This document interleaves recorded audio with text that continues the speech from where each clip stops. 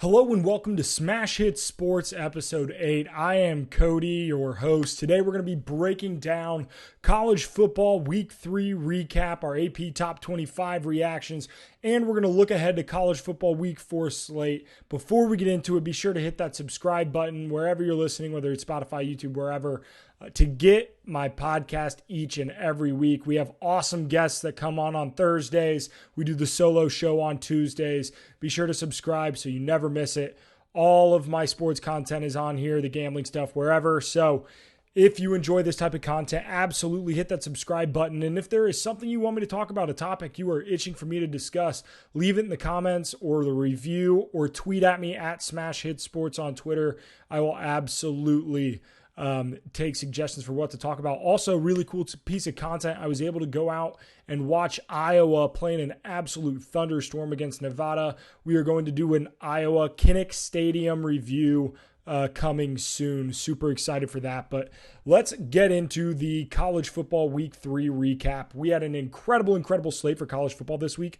There were incredible games. From what it looked like objectively was a pretty weak slate, especially compared to Week 1 and Week 2, in my opinion. We had some really awesome games that happened. We'll get into those. I cannot wait. From a gambling standpoint, went 10-7 this weekend on college football bets. One of those being an outright plus 260 money line dog in Kansas. We'll talk about Kansas later, absolutely. But another great week gambling. All of my picks are 100% free. They're on my Twitter at Smash Hit Sports. I also try to post them on TikTok and Instagram, although I'm not as great about that because sometimes I just don't have time to make videos. But again, all of my picks always 100% free if you want to check those out. Let's get into our weekly college football big man on campus. And at number 3, we have Penn State. Penn State absolutely smacked Auburn in the mouth. This was an incredible game, and I know Brian Harson's coaching for his job. He's probably on his way out at Auburn. I don't care. Auburn is an incredibly difficult place to come in as an opponent. They are one of the rowdiest atmospheres in college football. The stadium is right on top of you. It is an absolutely electric venue for college football, especially at night or later games. Penn State came in and handled Auburn. I don't care that it's a down year. That is not easy. Not easy at all. Penn State put up 41 points on an offense that, like, Sean Clifford didn't have, like, some sort of incredible game. Like, he didn't play his ass off or anything. Like, Penn State came in. They ran the ball incredibly well. Their running backs had a great game. Sean Clifford did what he needed to do. He facilitated. He didn't turn the ball over. And that was everything. Penn State dominated this from start to finish. Joey Porter Jr., an incredible corner, absolutely a future NFL player on that Penn State defense. Penn State, you should be in the top 10. We'll talk about the AP Top 25 later. Penn State should be in the top 10. That is my number 3 big man on campus for this week. Number 2, it's a combination of what he did this week in addition to what he has done, all season long. But Washington's quarterback, Michael Penix Jr. You want to talk about a guy who has been absolutely balling out this season. Michael Penix Jr. has 1,000 yards, 10 touchdowns, 1 interception through 3 games. Unbelievable. There is not a quarterback in the country right now who is playing better football than Michael Penix. And I maybe Caleb Williams. Caleb Williams is having a hell of a start to his season as well. Michael Penix Jr. is playing his ass off, especially from a guy who, like, IU, like, things fizzled out. He was injured. I get it. The new scenery has done wonders for Michael Penix Jr. and especially showed up this weekend. 24 for 40, 397 yards, 4 touchdowns, no interceptions against a top 25 Michigan State Spartans team. Are you kidding me? That an unbelievable performance. In prime time, lights are on. He delivered. Absolutely delivered. But number 1, I got to give it to him this week. Kansas.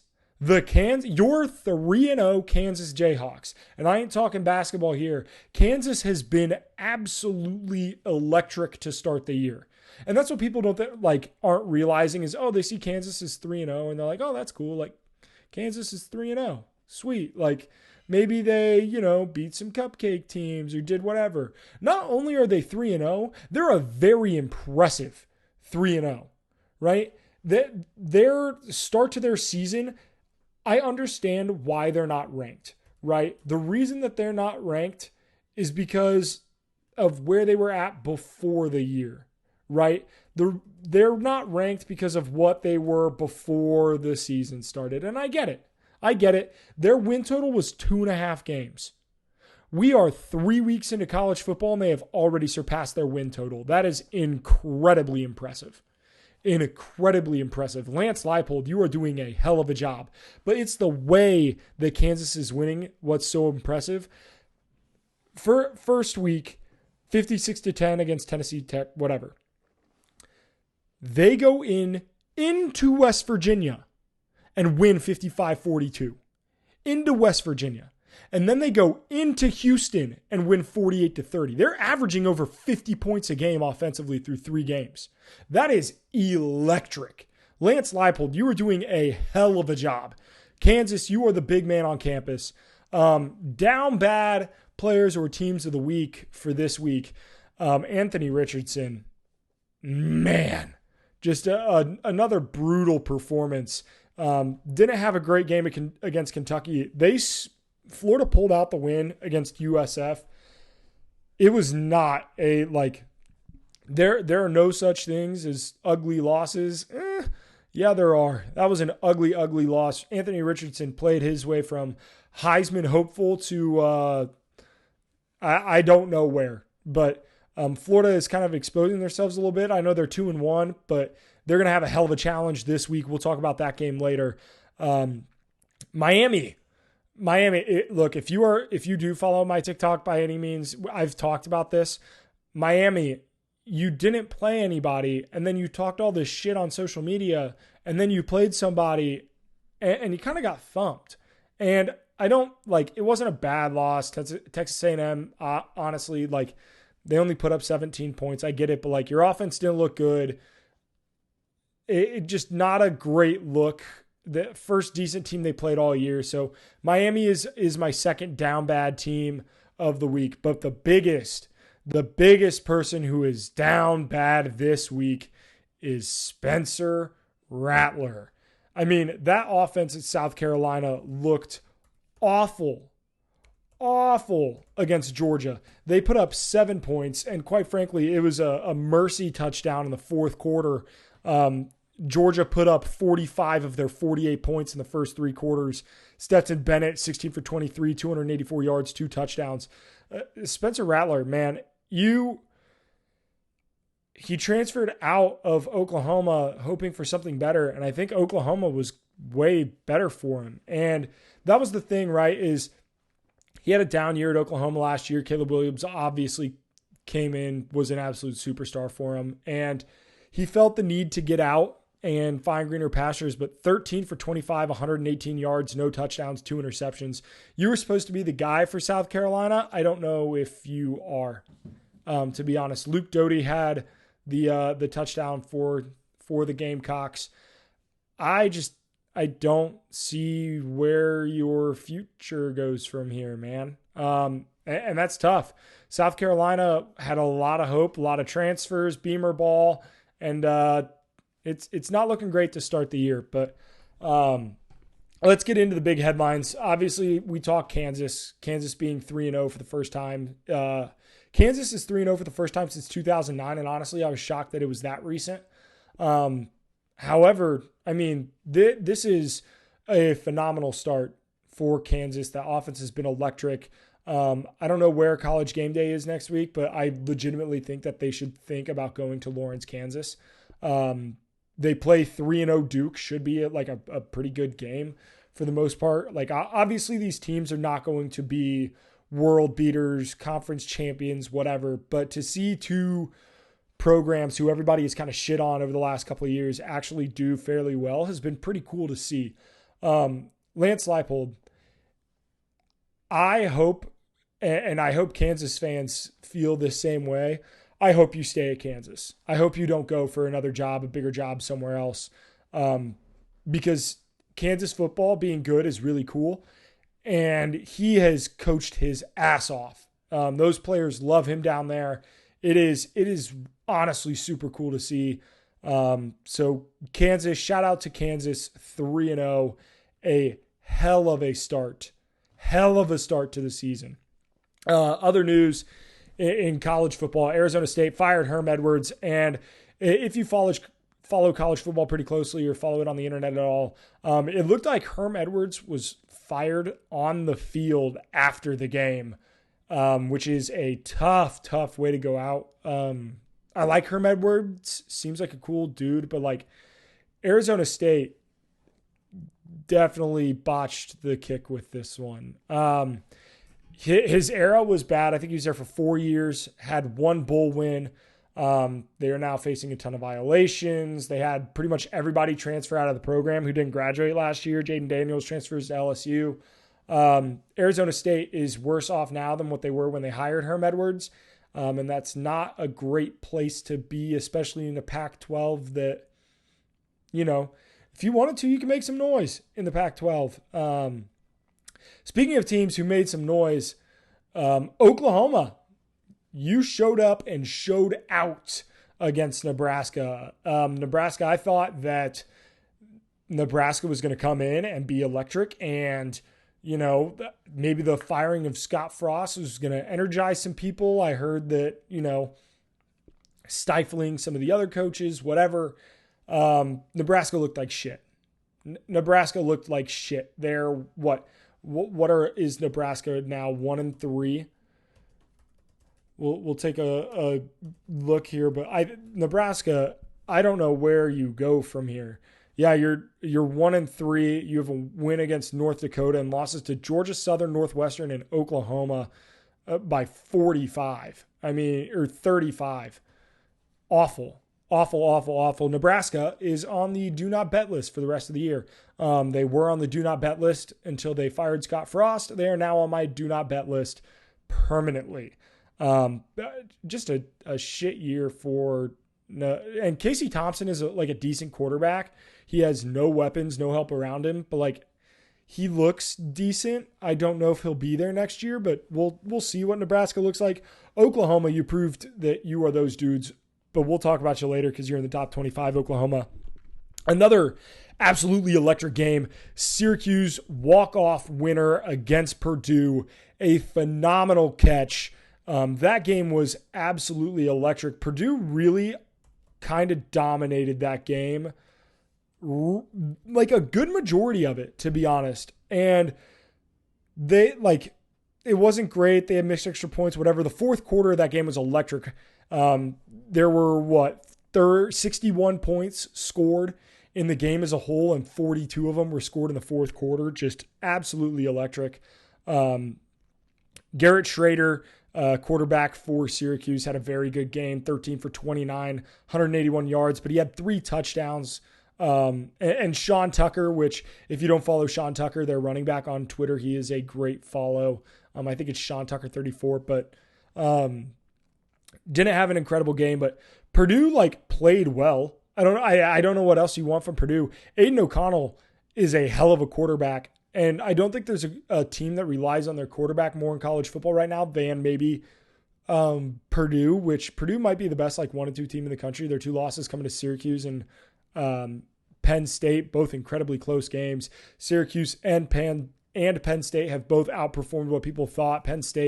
Syracuse undefeated along with Penn State. Aiden O'Connell, 39 for 55, 424 yards, 3 touchdowns and a pick. Unfortunately, that pick was a pick 6, and that is kind of what did you in. But just an electric game, walk-off touchdown. If you haven't seen it, I'm sure you can find it on Twitter or Instagram and check that out. But just an absolutely electric play to end the football game. Wild walk-off win.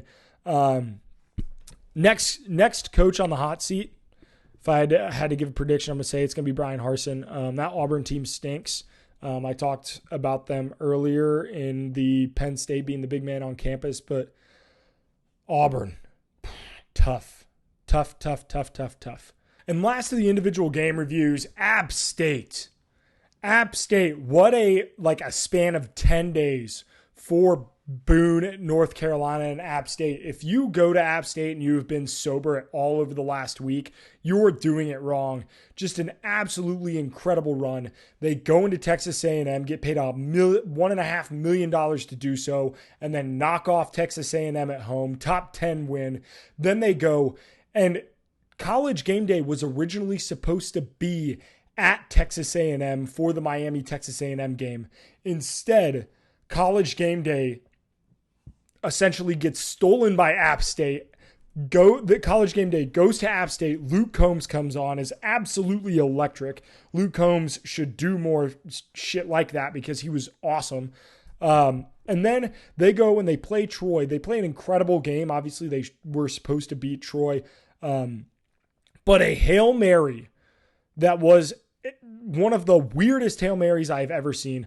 A 40, 50-yard bomb that ends up 10 yards short of the end zone. It's tipped in the air, caught by a receiver, ran around essentially the mob of guys that were there to try to catch the initial Hail Mary for the touchdown to win the game, walks it off, no time left remaining.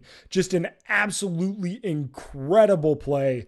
College Game Day needs to go to more places like Boone, North Carolina. There are a lot of really cool college campuses that need to get some shine that, quite frankly, College Game Day can give. And the thing with College Game Day is it makes the experience better, right? Because nobody really I could give two shits if College Game Day is at Columbus, Ohio. And you know who else could probably give two shits? The students who go to Ohio State. You want to know why? Because it's there every year. That's nothing new, right? When you have College Game Day come to Tuscaloosa twice a year, every year, it loses some of its luster. But when you have College Game Day go to places like South Dakota State or North Dakota State, whichever one they went when McAfee came on a couple years ago, Boone, North Carolina, when you go to places like Washington State up in Pullman, you get some incredible atmospheres. The fans come out, they bring their best. It's absolutely electric. It makes for a better product on TV, and it makes for a better product in person. Just an absolute electric atmosphere. App State, well done all around. A hell of a week. Now we are going to react to the AP Top 25. This is not my Top 25. This is the AP Top 25. I'll kind of give you my opinion here and there as we go through, but we'll start top down. Georgia destroyed South Carolina. We talked about that game a little bit, but without a doubt, Georgia is the best team in the country right now. Through the first two games, they were the best passing team. Actually, I think maybe the first three games now. They are the best passing team in the country, which is absolutely unbelievable. I never thought that I would say that. And their defense, which was the best defense in the country last year and one of the best defenses that we have seen in a long time, that lost several first-round picks, has not missed a step. It's been nothing short of incredible. Georgia has been absolutely awesome. They destroyed South Carolina. It was honestly just kind of embarrassing for the most part. They play Kent State this week. I do not know what the line for that game is offhand, but they're going to be 30 to 40 to 50 point favorites. And they're probably going to cover because they've covered in all three games they've played thus far. Next up, Alabama. They destroyed University of Louisiana Monroe, which, if you remember, was, I think, Nick Saban's first loss as the head coach of Alabama a long time ago. But Alabama absolutely destroyed them. What can you say about Alabama? There's nothing really to take away from that football game. I'm not making an opinion about Alabama the rest of the season based on how they played University of Louisiana Monroe. But they played Vandy this week. Vanderbilt is 3-1, I believe. I believe Vanderbilt has also hit their win total, which is huge for Vanderbilt. Very, very cool to see that early on. But yeah, not really much to take away from this game. I don't know what the line is. I'm looking at it, trying to look it up now. I like Alabama. I just don't feel super strongly. I don't feel as strongly about them as I did, earlier in the year or even last season. Number 3, Ohio State. Ohio State, you put up 77 points against Toledo, a good team, a team that, quite frankly, I love Toledo this year. I think this might be the last game Toledo loses all season, or at least for the regular season. And you put up 77 on them. Your offense looked great, like it was supposed to. Just a great game by Ohio State all around. And Toledo's a good team. Ohio State covered. The offense looked as advertised, which is important because I didn't think we had seen it yet this year. And now we finally got it. So I feel better about Ohio State going in. Ohio State plays against Wisconsin at home next week. Ohio State is a 17.5 point favorite. I think Wisconsin is a good team. Obviously not a great team. They lost to Washington State. However, they dominated this week. Still not in the top 25, but I don't know. 17.5 is a lot of points. It's a lot of points. I don't have a play on this yet, but I might. If I do, I'm leaning Ohio State to start with. We'll see how that line moves. Right now, 93% of the spread money is on Ohio State, so I feel like that line will probably go towards Wisconsin's favor. If it does, I may end up betting Wisconsin. Michigan, your cupcake schedule is finally over. You played UConn, you played Hawaii, and you played Colorado State. Just talk about an awful out of conference schedule. And everybody's like, they schedule this years in advance. You know who did perfectly fine doing that? Alabama. They played Texas this year. Notre Dame and Ohio State played each other. Wisconsin played Washington State. You have a lot of Penn State played Auburn. There are a lot of good teams. Georgia and Oregon. There are a lot of good teams that play each other, and you managed to not play a single good team. You have put up 50 plus each game. Hawaii scored the most points on you with 10. Colorado State 7, Connecticut 0. I mean, just an abysmal out of conference record. So I don't know if you look at Michigan, the team, yeah, they're probably a top 5 team, but the resume hasn't showed it yet. They get to play against Maryland at home. I don't think Maryland has a chance to win this game, but we'll see. College football, anything can happen. However, I'm not going to get my hopes up. Michigan is a 17-point favorite at home. I like the Wolverines there. Talia Tagovailoa is a good quarterback for Maryland, but I just don't see them keeping this game incredibly close with Michigan's defense being as good as it is. Clemson, your offense looked better. I genuinely mean that. I have shit on Clemson's offense for a while because it quite frankly has looked bad, but it looked better this week. And I think a nice 48 points against Louisiana Tech. You put up 41 against Georgia Tech, although most of that was in the second half. We'll see against how you look against Wake Forest. A really good game coming up. It's at Wake Forest, which will be really cool to see them play there. Wake Forest is a really good team. I don't think that they're incredible, but Wake Forest is a 7.5 point dog at home. I will probably take Clemson here. That being said, a great matchup. One of the best games on the week 4 slate, and one that I will absolutely make sure to watch. It's a noon kickoff, so you'll get it nice and early. Oklahoma, Brett Venables. Brett Venables is that guy. He is that dude. He has been that guy. He was a phenomenal defensive coordinator at Clemson for years. He has deserved a head coaching spot for a long time. He waited for the right spot to open up at Oklahoma, one of the premier programs in college football over the last decade, and he has kept it that way. Dylan Gabriel needs to be a little bit better offensively, but Oklahoma looks damn good. Came into Nebraska, kicked their ass. They play Kansas State this week, which is it'll be a good game. Oklahoma is a 12.5-point favorite. I will absolutely be betting Oklahoma minus 12.5. Kansas State lost to Tulsa last week. I think they just showed over the last several weeks that they are not as good as a lot of people thought they could be, which is unfortunate. I would put Oklahoma over Clemson. If I was going to do my own top 25, I would absolutely put Oklahoma over Clemson there. USC, good game against Fresno State. Fresno State is feisty. I still have them as my favorite to win the Mountain West. However, Jake Haener, their quarterback, who is very good, went down. I do not know how long he will be out, but if he's out, the rest of the season, obviously that changes my outlook on Fresno State. USC plays at Oregon State, who Oregon State has been very good through 3 games, undefeated. Their defense has been good. They went into Boise State and forced 5 turnovers. Oregon State and the Beavers have the tools to be able to make this game a problem for USC. It's in Oregon State.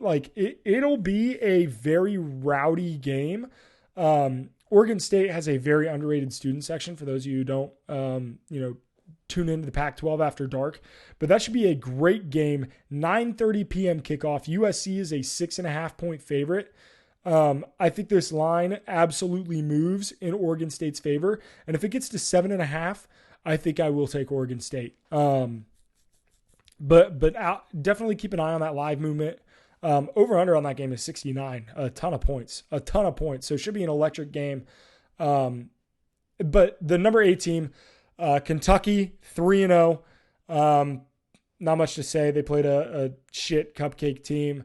They are playing Northern Illinois next week. They should be 4-0 going into conference play. Will Levis has looked good. Not great, but he's looked pretty good, so far throughout the season. So Kentucky at 8. Oklahoma State. If you are not aware of Spencer Sanders yet, you absolutely should be here soon. Spencer Sanders is an electric quarterback for the Sooners. He can do it with his arm. He can do it with his legs. He makes that offense look very, very fun. The first time it's looked really fun since the Mason Rudolph days, honestly.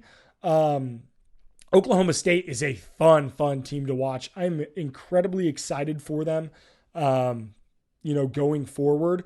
All right, number 10, Arkansas. Arkansas, good win. Again, another cupcake, which seemed to be a lot of the games in the SEC this week, although Texas A&M, shout out, playing Miami. But good win. Speaking of Texas A&M, Arkansas, you have to go in to Texas A&M. Arkansas has one of the most brutal schedules in college football. I mean, it's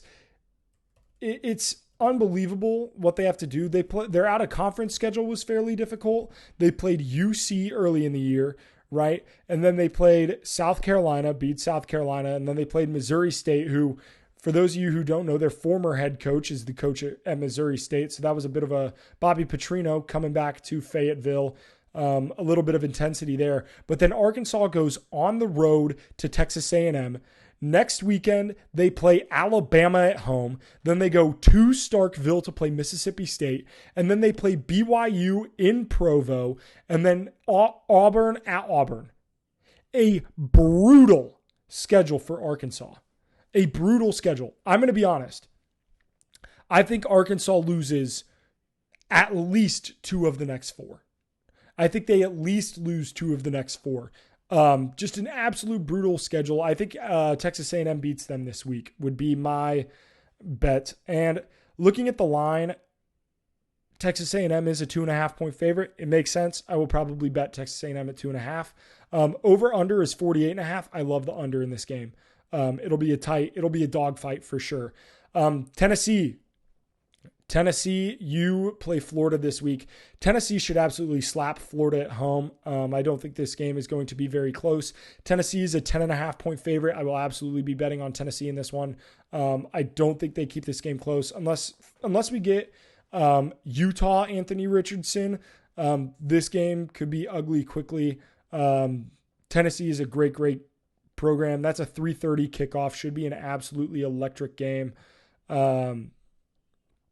So we'll see how it is.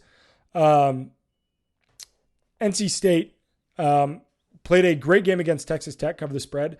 I like NC State. I like their quarterback. What the hell is his name? NC State quarterback Devin Leary. Devin Leary is a very solid quarterback.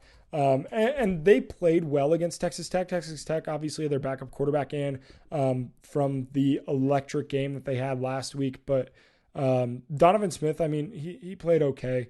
I like NC State. I do. Devin Leary hasn't been what I hoped he was when I bet them plus 800 to win the ACC. And this is going to be a big test this week. Psych, they play UConn at home. So we're not going to learn anything about NC State. They will be 4-0 headed into, conference play, which will be cool. But we'll see with NC State. Utah's looked great outside of losing to Florida, which seems more like an aberration than the norm. I think Utah's going to be just fine. They play USC later in the season. Should be an electric game.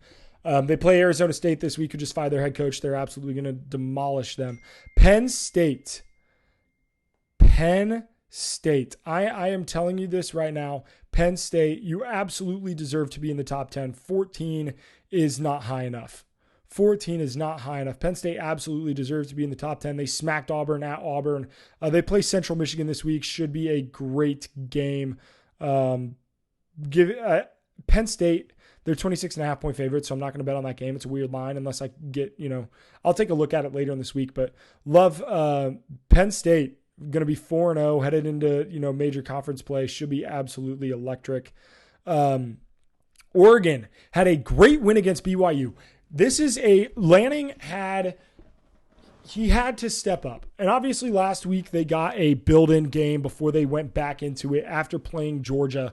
However, this is what good programs do. Good programs bounce back. The pendulum swung up, not the way they wanted it to week one. It is now swung back. They looked good. This roster is still a good roster. I don't think they're quite top 15. However, if they get a win against Washington State in Pullman, they will validate their ranking here. Washington State, a good program. Knocked off Wisconsin earlier this year. That should be a good game, a pretty high scoring game. Over-under is 56. Oregon is 6.5-point favorites right now. Don't know where I'm leaning on that line. However, 91% of the bets are on Oregon. So I expect that line to move. Ole Miss, you played a cupcake and you played Tulsa this week. Tulsa, though, gave Kansas State a hell of a game and won. So we'll see, if they can give Ole Miss a game, but I don't think so. Baylor, I don't even know who Baylor played last week, honestly. I think Baylor is honestly overrated. I really, really do believe that. I'm down on them this year. They played Texas State last week, won 42-7, but I'm just not a fan of Baylor as a whole. I don't think their offense is very good. They play at Iowa State this week, which should be a sneaky good game. A great Big 12 matchup. Washington at 18. What an absolute win. Washington hasn't been great since they made it to the college football playoff a couple of years ago. This is what Washington needed as a program. Michigan State comes in, Tuck coming, Tuck came, Tuck's gone. Tuck came, a little prematurely. I love what this Washington team was able to do. What an absolute win. Michael Penix, RG3 saying big Penix energy on the broadcast. Well, that's what he's slanging. He is slanging his shit all over the yard. 1,000 yards through 3 games, 10 touchdowns, 1 interceptions. We talked about him. Dude is great. Washington has an identity now. They can absolutely ruin somebody's day in the Pac-12. They're going to make a bowl game. Washington is going to make a bowl game. They are that good. I would not be shocked if they upset one of the Oregons, USC's, Utahs of the world. I don't think they play Utah in the regular season, but they could absolutely make some noise. They play Stanford at home this week. I expect them to win that game. Washington, welcome back to the national spotlight. I love to see it here. I think football is better when the Pac-12 is good, and it's good to see some more, like, the rising tide lifts all boats. Last year, the Pac-12 was trash. This year, it looks good across the board. Oregon State, Utah, USC, Washington State all look competitive. It's a great time to be a fan of the Pac-12. BYU, a tough game against Oregon. It sucks to lose these, but it is what it is. BYU still has a path to a New Year's Six Bowl. I had somebody ask on TikTok if BYU had the opportunity to make a New Year's Six Bowl. They absolutely do. It's going to be difficult, but if they can end the season with 1 or 2 losses, they absolutely can make it to the New Year's Six. But they play Arkansas, they play Notre Dame. Like, it's going to be a difficult road to get there. But if they win out or, drop 1, I could absolutely see a 2-loss BYU team making it into a New Year's Six game. They look great. And Hall is a good quarterback. I know the team didn't play great against Oregon, but he had a solid game. I think he had 2 touchdowns. They play Wyoming this week. Should be a decent game, but BYU should mop the floor with them. Florida should not be ranked. Florida should not be ranked. What they did against Utah was an aberration. Good teams get hot every now and again, but I don't think Florida's a good team. They won't be ranked after this week. They will get stomped by Tennessee. I don't think it'll be close. Wake Forest at 21. The offense looked good. It's good to see Sam Hartman back from whatever his injury was that kept him away from earlier in the season. They play Texas. Or not Texas, my apologies. The orange gets me, and Texas is next on the list. But Wake Forest plays Clemson. Should be a great game. I'm really excited to see what this Wake Forest team looks like against a good defense. If they're going to make some noise in the ACC, now is the time to do it. Texas has a good win against a scrappy UTSA team. They covered the spread, but UTSA is a good football team. Texas is just entirely too athletic for them. They got the job done. They play at Texas Tech. Texas, I feel good about where Texas is at. I can't wait to see Quinn Ewers back. I don't know if it'll be this week against Texas Tech, but it's good to see Texas, making a comeback. Texas A&M is better than what people are giving them credit for right now. They're number 23 in the AP poll. I think this is a good roster. They handed Miami their ass. That being said, they play Arkansas this week at home. I think they win, and then they'll be back into the top 20. I think people overreacted a little bit from the App State game. Sometimes good teams lose football games. It is what it is. Texas A&M is a good football team. They just lost a football game. Pitt at 24. Pitt has 1 loss to Tennessee, obviously, but they absolutely could be going into week 6 with 1 loss. They had a good game against Western Michigan coming up. They could easily get they play Rhode Island this week. But Pitt is a good team. Narduzzi is a good coach, and they are still in a position to be right where they need to be headed into ACC play, undefeated. And then Miami, I still don't think Miami is good. I said that going into this week. I said that in my TikToks in the AP Top 25, and a lot of people got mad. But guess what? I was right, so suck it. Miami, I want to see how you play against good teams. And you did not play well against Texas A&M. They play Middle Tennessee State this week. Should be a good game.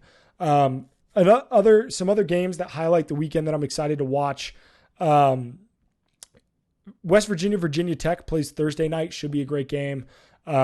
Coastal Carolina, for those of you who are fans of Coastal and the Myrtle Beach squad, they play at Georgia State Thursday night as well. You get Virginia Syracuse on Friday. And then as far as the Saturday slate goes, talked about Kansas Duke. Another game that I'll be keeping my eye on, Notre Dame UNC. Obviously, I'm a Notre Dame fan. Right now, that game is at a pick'em. UNC is undefeated. However, Gene Chizik and that defense look like shit. But their offense looks incredible. So I do not feel great as a Notre Dame fan. And this game is in Chapel Hill. So we'll see how that goes. One of the best games of the weekend, in my opinion, Minnesota coming into Michigan State. Minnesota, this is your time to prove that you are the top dog in the Big Ten West. If you want to prove that you are that top team and you go in and you beat Michigan State in Lansing, that'll be a statement victory. PJ Fleck, Sky Uma, row the damn boat. You were 2.5-point favorites on the road. If you get that done, it'll be a great game. And outside of that, I really think we hit all of the marquee games on the venue. For all of my gambling picks, they're going to come, as we get closer, we get more information, injury reports, the lines start coming out. If you want to see all of that, follow me on Twitter at @SmashHitSports. I try to tweet that information out regularly. And again, I tweet all of my plays. And again, if you like the podcast, hit that subscribe button. But more importantly, a lot of you guys who are listening are subscribed, and I greatly appreciate that. I really do.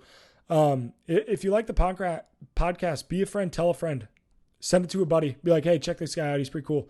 That would be awesome. If you don't like that podcast, don't tell me. Don't tell me. Please don't. I don't. I'm kidding. You can tell me. I appreciate it though. A lot of you guys have been really positive. So this is 8 episodes in, and I really, really appreciate you guys.